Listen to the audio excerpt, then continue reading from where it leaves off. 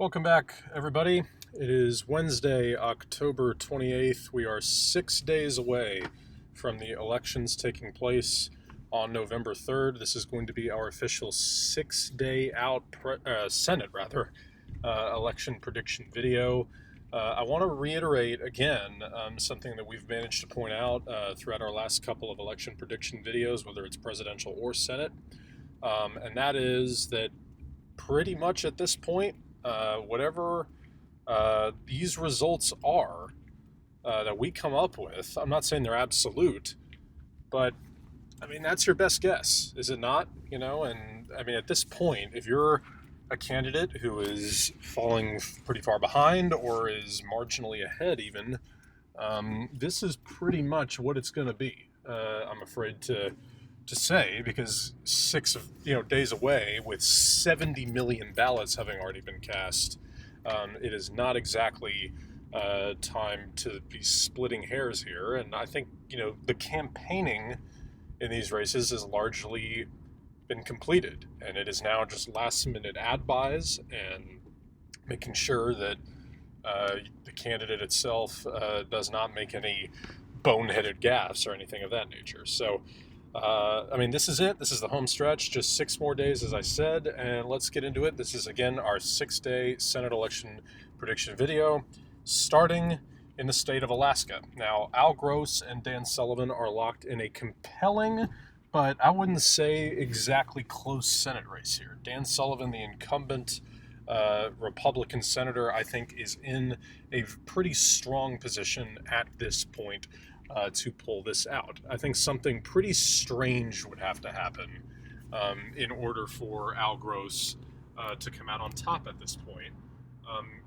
And basically the point being, at what point does Al Gross, it's an interesting question in this state, because at what point does Al Gross, the Democratic candidate, he's really an independent candidate, at what point does he reach in the polls that signifies he really has a chance to win? Because we've said in this state that a Democrat or an independent doesn't necessarily have to be right on the precipice or right there equal in the polls with the Republican challenger, because oftentimes in this state, as we know, Democrats and independents are kind of understated. Okay, now if you couldn't tell, I am actually driving at the moment, so please bear with me, everybody, so that I do not crash and burn a fiery death here. So if you hear blinkers and you hear horns or anything of that nature, that is why. I'm trying to kill 2 birds with 1 stone right now. But anyway, the state of Alaska, that's why this is so compelling, is because Dan Sullivan is sort of an inconsequential guy. He's not very popular. He's not unpopular. And Al Gross is also a relative unknown. He's kind of a gruff, sort of unproven guy, at least electorally. And that doesn't make it easy on the Democratic Party, who is trying like hell to get an extra Senate seat flipped here. And this is kind of one race where I think, late in the evening, and again, we won't get to this state until very late in the evening, this is where we're going to find out whether or not Al Gross has managed to siphon off enough sort of moderate Republicans and independent voters. So as of right now, though, the polling is what it is, and it is traditionally a Republican state in most of the statewide races.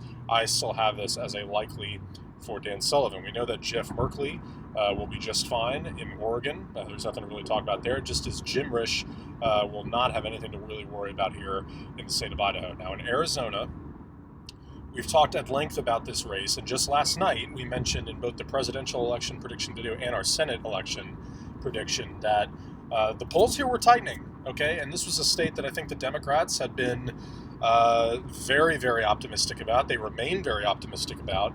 But it had been about 3, 4, 5 days, maybe a little bit longer even, where we had seen some polls that had the two sides not neck and neck. The Democrats, both Mark Kelly, as we're talking about here, and Joe Biden, still were enjoying steady leads, but they were starting to slip a little bit. Instead of 7-point margins, and in the case of Mark Kelly, double-digit margins, we saw those start to creep down to 5-point margins, 3-point margins, a tie in one poll between Biden and Trump.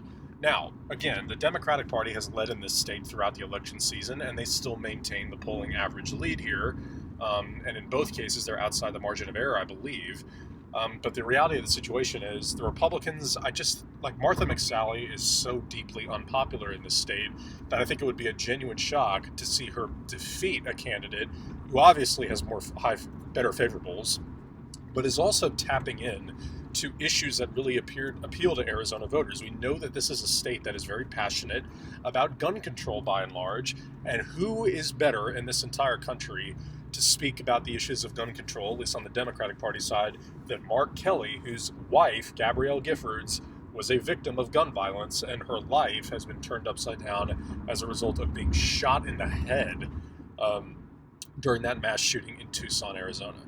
So that's kind of where this stands. We know that this is a state that is becoming more and more Democratic. We saw what happened here in 2018 when Kyrsten Sinema defeated Martha McSally, of course. And the Republicans committed electoral suicide, in my opinion, when they nominated her to this, or appointed her to that, vacant seat. And so here she is having to run for her first 6-year term, and Mark Kelly is trouncing her. Again, even with a little bit of a narrowing in the polls, I'd be shocked if Mark Kelly did not win this race. I have this still as a likely Democrat. I kind of came to my senses a little bit last night after labeling this as lean. And of course, what really helped it put over the top, and the bigger reason, was we had some more polling today that had Mark Kelly leading by, in one case, 10%, and in another case, 8% to push the averages higher up for the Democrats. Now, in Montana, one of the most interesting states to talk about in this entire election, we know that there are 4 different statewide races happening here in this state. Okay, that is rare that we get that. We have the open house seat, we have the governorship, that's an open seat, we have the Senate seat, which is being challenged for by the Democrats, and of course there's a presidential race happening here, which is very, very mildly close. So let's talk first about the House seat. It's been a seat that both parties have really competed for hard over the years.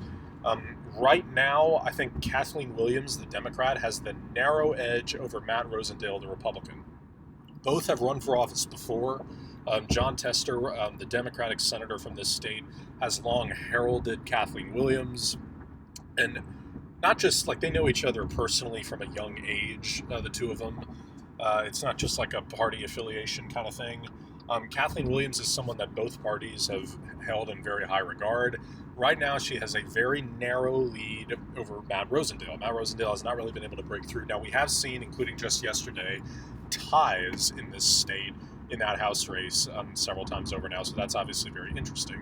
The reason I want to bring that and the governorship up is because in both cases, it's very interesting that you have the leader in those races, they're of opposite parties, which is kind of strange because, the governor and the lone representative serve in different bodies, but at the end of the day, they both serve the same amount of land, the exact same amount of people, right? So it's interesting that Greg Gianforte, who is the current House member from the state of Montana, he is running for governor against Mike Cooney, the current lieutenant governor. And he's leading against Mike Cooney. So why is it that imagine if you were a sitting congressman from this state of Montana, the lone House district. So you were the lone representative from the state of Montana. And you were relinquishing your seat to run for governor. You find yourself leading that race for governor, right? But at the same time, the seat that you are giving up to run for governor is in danger of flipping from red to blue. So you're obviously getting a testament to your own popularity by the fact that you are leading in the gubernatorial race, but you're also getting the exact opposite dynamic happen in the House race. Okay, so the very same voters that appear to be a little tired of you in voting for the opposite party in your current occupation, they are at the same time switching gears and voting to elect you for your new seat. All of this goes to show you that voters in Montana are very willing to single out a certain candidate. They don't care by far as much which party you are. Now, obviously, on the presidential level, we know they prefer Republicans. We know Donald Trump is going to win this state. I changed the characterization today from safe Republican because We just saw enough polling that indicated the margins here were actually kind of close. So we had to point that out. So all of that is to kind of shape for you this Senate race between Steve Bullock, the current governor, and Steve Daines, the current senator, right? And so Steve Bullock, poll after poll after poll in this state has shown that Steve Bullock is the most popular politician in the entire state of Montana. The most popular I'll say it again, the most popular politician in the state of Montana. Remember, in 2016, voters here re-elected him to be their governor to serve another 4-year term on this, easily, by the way, as well, on the same night that Donald Trump won the state of Montana by over 20%. So in a state that he won, Donald Trump did very comfortably, a Democratic governor was reelected. This is not like North Carolina, where you had a Democratic incoming governor, but, he won very, very easily, and Donald Trump won by 20 points. That's not what happened. North Carolina is a much closer state electorally than Montana.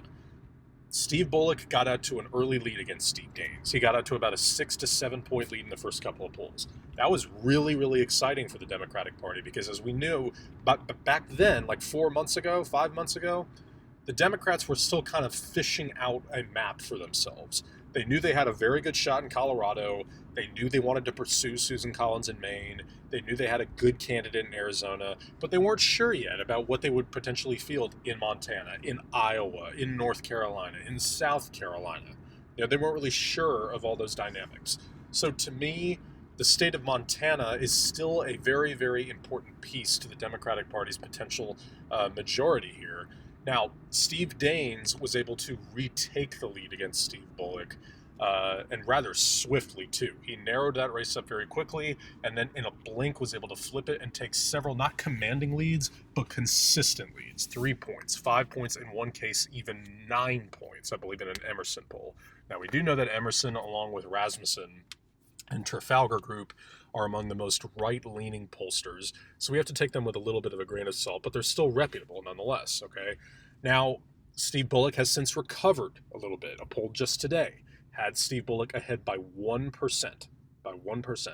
Now, I think Steve Daines, however, has earned the right to sort of have the benefit of the doubt here a little bit in this last week of voting. Again, Steve Bullock's advantage is that he is so well regarded in this state. Voters love him. The problem is, I think maybe you have a voter or two that is starting to think like, okay, Steve, I know, we get it. Maybe they think he's kind of punching above his weight class a little bit with this idea. But again, the state of Montana has decades-long history of electing Democrats.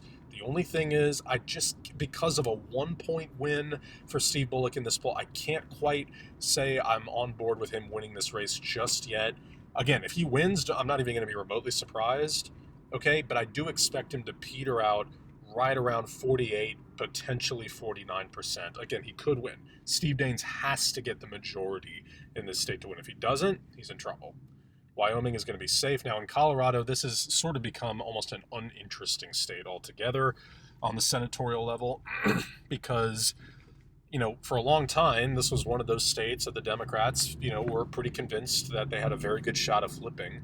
Well, here we are with 1 week left, and they've all but already flipped it. This is not a very close race at all at the moment. We haven't had a lot of polling in this state, but it was no secret that Cory Gardner, the Republican incumbent senator here, and sort of the last little drip of GOP representation in Colorado, at best, was going to campaign. We knew that. We knew that almost any politician that the Democrats nominated for this Senate seat was going to pose a very stiff challenge to Cory Gardner.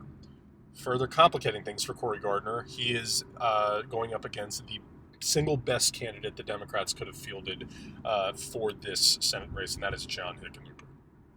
Okay, what's interesting is that John Hickenlooper's whole pitch when he briefly ran for president was that he was going to be sort of the moderate voice among the Democratic Party, that he was going to be the guy that wasn't going to necessarily come right out and talk at length about the Green New Deal and eliminating fossil fuels and rejoining the Paris Climate, all that kind of stuff, right?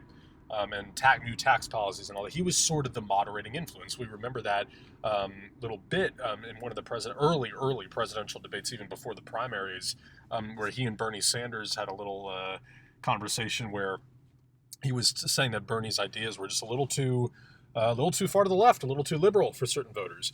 The reason I say that is the ads that Cory Gardner is running and his campaign has been running in Colorado have been trying to paint John Hickenlooper as this radical leftist. Okay, now anybody who has followed John Hickenlooper over the years, anybody who knows his style, knows that is not the case. He is a very centrist Democrat. In fact, I would imagine that, assuming he wins, and I believe he will, that once he assumes power in the Senate, that he will one day, I think, become one of those senators that can be sort of listed as a potentially moderate voice that a Republican caucus can potentially get a vote or two from. Okay, he is not very far to the left at all. I think he's to the right of even Joe Biden. Okay, John Hickenlooper is not that, he's a Democrat, and he's not as far to the right as Joe Manchin may be. But he is not far to the left at all. And I think I think that appeals to Colorado voters, and they loved it when he was their governor. So I have this also as likely for the Democrats. Ben Ray Lujan is going to win this open seat. The Republicans have been spending money here. I think they would have been better served to spend elsewhere, but they have been involved in this state. I think they've gotten a little too involved. Donald Trump has been taking out ads here. If you ask me, that's a little... I don't think that's the smartest idea. I think it's a little misguided, but whatever, that's their decision. And Ben Ray Lujan is in position to retain this open seat for the Democrats. Now, in South Dakota, we know that Mike Rounds is going to be okay here. Always a state to watch the final margins in, because Democrats can have legitimate success in this state. They have plenty of history of electing representatives who do very, very well by and large. And I think that in the case of Mike Rounds, that's just, he's popular enough just barely, and the Democrats have not really, put forth any efforts into the state, probably because they have just enough presence in enough other potential swing states that they don't need a sort of a long shot state like South Dakota to put on the map. Nebraska is also going to be safe now. In Kansas, obviously a race worth watching. Barbara Bollier is a good candidate for the Democrats in this state. Probably the best one they could have fielded. We know what happened here in 2018. The Democrats flipped a governorship here, surprisingly, when Laura Kelly defeated Chris Kobach. Okay, that was sort of a bright spot in what was otherwise a relatively gloomy night for the Democrats because they lost seats in the Senate. They did flip the House of Representatives, but it wasn't by like an absolute typhoon, that a lot of people expected. They had a great night on the gubernatorial level. Okay, we know that. They flipped governorships in Nevada, New Mexico, Kansas, as I said, Michigan, Wisconsin, Maine, and in Illinois. That's a lot. Okay, that's 7 governors. That's well done on their part. They had some state legislature gains as well. But this was kind of a little bit of a bright spot. Since then, as we know, Kobach ran again and in the primary and lost to Roger Marshall. So by and large, I think Roger Marshall still has the upper hand. There was a poll today from a pollster I didn't recognize that had Barbara Bollier leading by 1%. Throughout much of the campaign season, Marshall has led relatively close, like 4 to 5%. We have seen a poll or two that have had the two candidates actually even, both with plurality of the votes, now pluralities.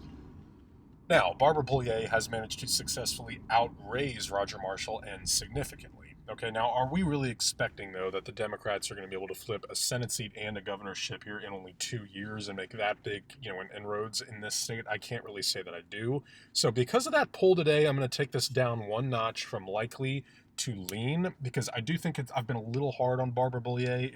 For me, this state has been, the way I've characterized it, has been a little bit less actually about the hard, raw data, and a little bit more about the fact that it's just Kansas, and I can't really bring myself to believe that quite yet, given everything we've seen. But because of that poll today, I'm sort of willing to give Barbara Bollier the benefit of the doubt just a hair here and take this down to lean Republican. Jim Inhofe is going to cruise to another 6 years in Oklahoma. Now, John Cornyn in Texas is, I would say remotely vulnerable. Now, here's what's kind of funny about this race, is that oftentimes in Texas, 5 years ago, 8 years ago, we see a poll that has any Republican, a governor, one of the senators, the Republican candidate for president, up by 7%, 8%, that would be back page news. That would be extremely notable because that's pretty close for Texas 5 to 8 years ago. Well, now it isn't because we saw what Beto O'Rourke did 2 years ago when he came within less than 2% of Ted Cruz. Okay, lost by about 214,000 votes, right? And now on the presidential level, it's literally a swing state, and it could be won by Joe Biden, right? So, all things considered, now the fact that John Cornyn leads by 7% on average against MJ Hager, that is kind of reason to sort of discount MJ Hager altogether. Now, do I actually think MJ Hager is going to win this race? No, I don't. But again, the fact that we're saying 46 to 47% is a little bit of an underachievement by the Democrats, that kind of shows you the current state of this race and the current state of the state of Texas by and large. So that is still only a lean margin. This is more of a margin characterization than a likelihood characterization, because I still think that even though it could fall within that margin, which is a little tenuous, I think, for John Cornyn's taste, it will, in all likelihood, still go to him. Because, look, if Beto O'Rourke wasn't able to win against Ted Cruz, okay? Like, if you're a great candidate, couldn't beat the really bad incumbent, when I say bad incumbent, I mean just very unpopular GOP incumbent, then your slightly weaker candidate is definitely not going to be the far more approved of candidate in the state of Texas. Okay, so that's kind of where this race stands right now. All right, now in Minnesota. This has gotten away. It just has from the Republicans. They blew this. And, it wasn't that long ago when this was a state that they could point to and say, okay, this is how we are going to expand our outreach. This is how we are going to, this was going to be able to, this was the state that they could point to and say, okay, we have this kind of covered up and we're going to be able to pull this out and make it happen. We're going to expand our outreach. We're going to pull out 10 more votes. We're going to challenge them in that Senate seat, the whole thing. Well, none of that is going to happen. Joe Biden's going to take these 10 votes. We know that. Tina Smith and Amy Klobuchar are going to serve as the next senators because, look, Jason Lewis probably wasn't going to win this race. His recent health problems are definitely not helping him. I'm going to label this safe for Tina Smith. All right, now in Iowa. Teresa Greenfield and Joni Ernst have been locked in a very tight race here. Okay, right from the start, this has been an extremely close race. Right now, Teresa Greenfield, the Democrat, has the edge. Narrowly, but has the edge. It's a tight race, as I said, and I think that Teresa Greenfield, the Democrat, has just run a slightly better campaign than Joni Ernst. Joni Ernst had a little bit of a, dare I say, debacle. It was kind of an embarrassment in the most recent Iowa Senate debate when both candidates were asked about trading prices of crops. And Teresa Greenfield was able to properly answer and Joni Ernst was not. Now, I don't know how big a deal that is to Iowa voters. Again, a lot of voters have already voted. But this is a state where polling is traditionally very, very accurate, okay? And we had a poll... we've had most polls have had Teresa Greenfield leading, but then Joni Ernst was able to begin to tighten that and even took the lead in a couple of polls, okay? So the point being, it was basically a coin flip, and we really didn't know the result of this race. Per capita, this was the most expensive Senate race of all time, but then just today we had an RABA research poll that had Teresa Greenfield leading Joni Ernst by 6%, okay? So she, again, has a little bit of a lead here, and I think that that's a big enough edge, and B, she had led for longer than Joni Ernst had led, which sort of gives her the benefit of the doubt just a hair. Again, big Democratic wave here. Joni Ernst is not a very popular incumbent. I have Teresa Greenfield flipping this seat for the Democrats, giving them their third of the evening. Arkansas will remain safe, as will Louisiana. Now, Mike Espy, the Democrats nationally have been talking about this race and kind of hyping it up a little bit. I think that might be a bit of a smokescreen. They may be trying to force the Republicans into kind of panicking into spending a bunch of money here suddenly. It won't work. The Republicans know that Cindy Hyde-Smith is not going to lose this race. Mike Espy's trying again. He tried in that special election, got within 8 points, 54 to 46 was the final margin.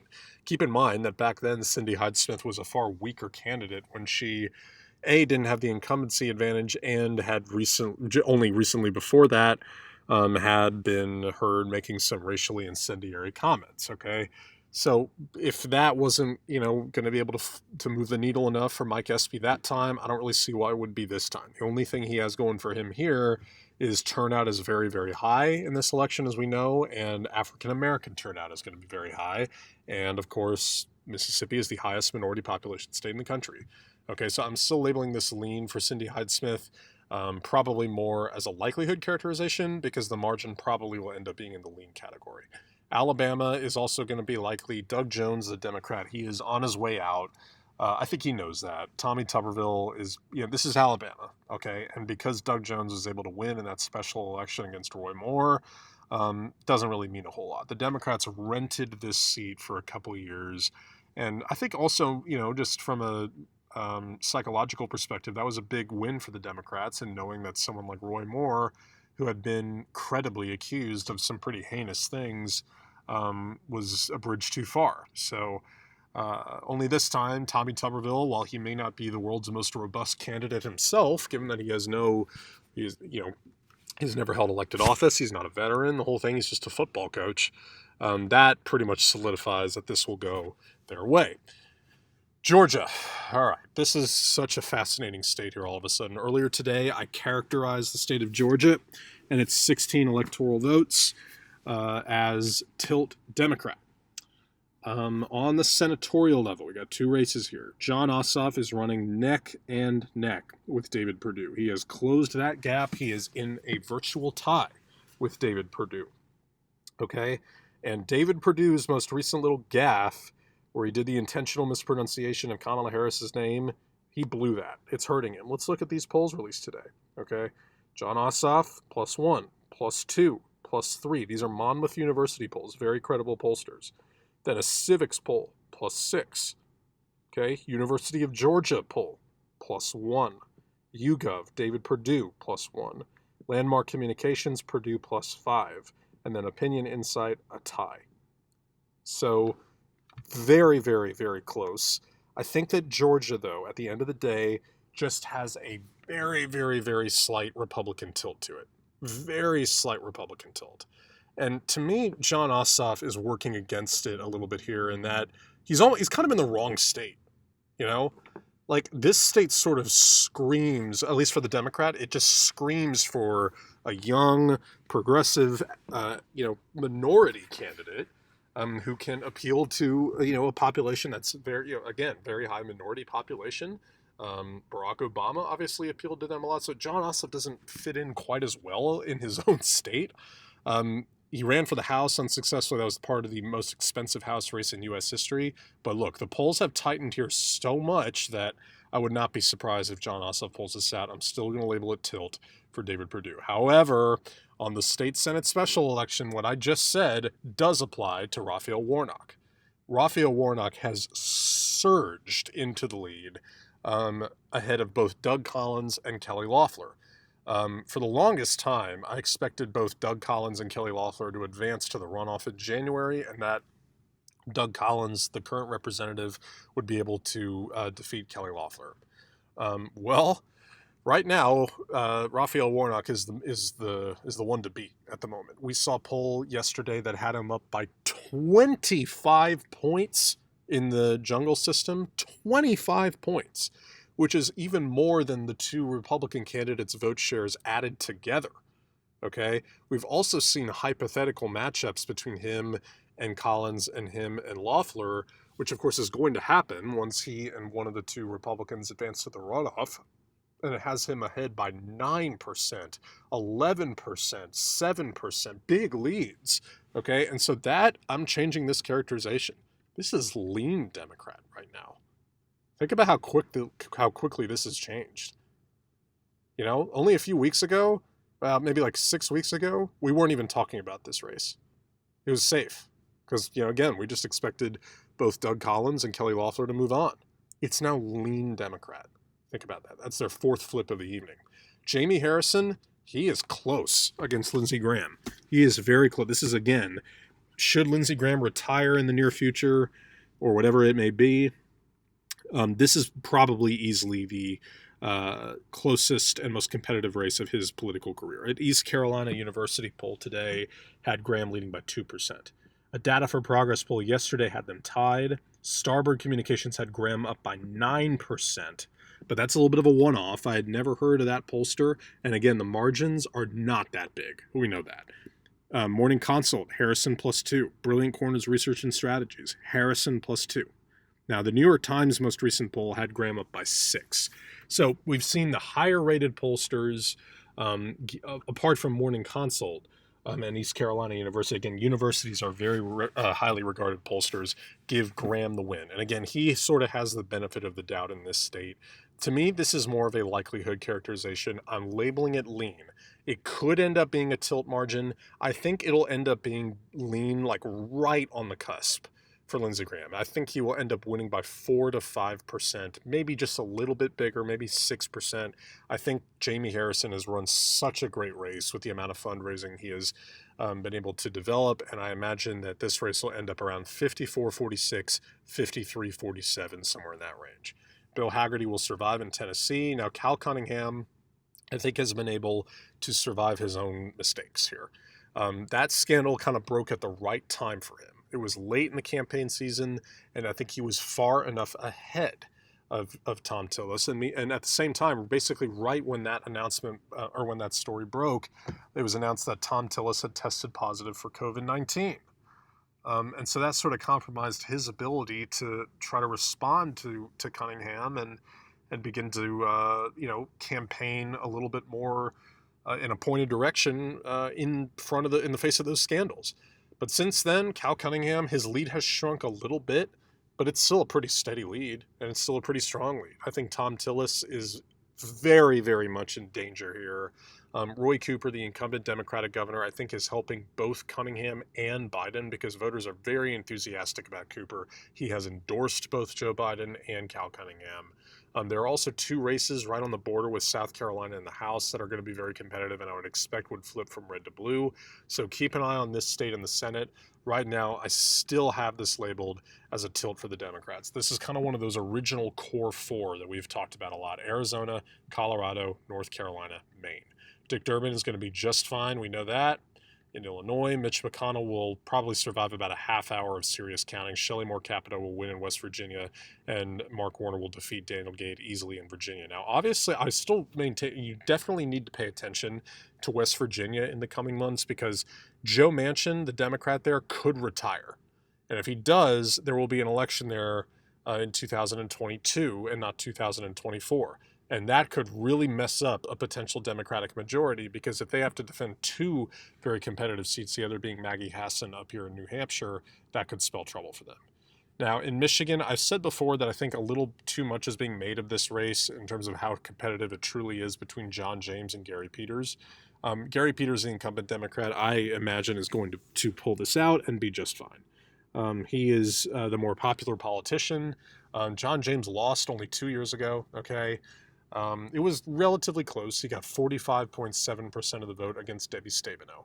I just don't think that, given everything that's happened in the last 2 years, do we really expect a Republican to be able to win in Michigan? 2 statewide races in the midterms here went the Democrats' way. Gretchen Whitmer and Debbie Stabenow. And one of them was at the expense of John James. And I just can't see James, especially while having never taken a lead in this state against Gary Peters, I just can't see that happening. It is a competitive race.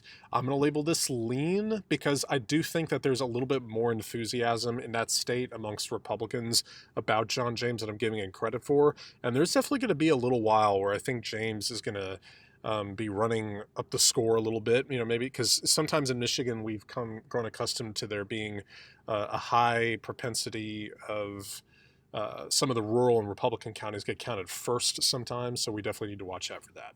Kamala Harris gets the VP nod, while Chris Coons, Cory Booker, Jack Reed, and Ed Markey take home those seats in Delaware, New Jersey, Rhode Island, and Massachusetts, putting the Democrats at 50. Now in New Hampshire, again, we have to correct ourselves here. It is Corky Messner running for Senate against Jeanne Shaheen. Jeanne Shaheen, though, is going to be just fine. It's a state in which the Republicans need a notable candidate. They need a notable, relatively moderate Republican, and they can win. See Kelly Ayotte, see Chris Sununu, right?